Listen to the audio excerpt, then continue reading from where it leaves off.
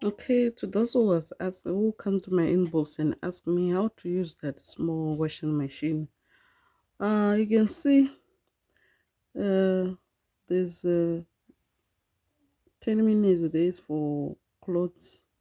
If you want to repeat again, it's up to you. Then there's also for pens and bras and to spin. So you just touch it. You see, it's washing now. It's simple. See, don't even need to. If you don't want to wash your pens with the hands, pens, bra, you can just put here.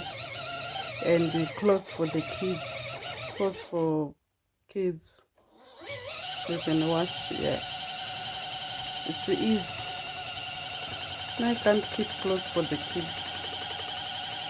2, 3, 4 clothes you can wash in this machine. See, and this machine wash very nice. Yo,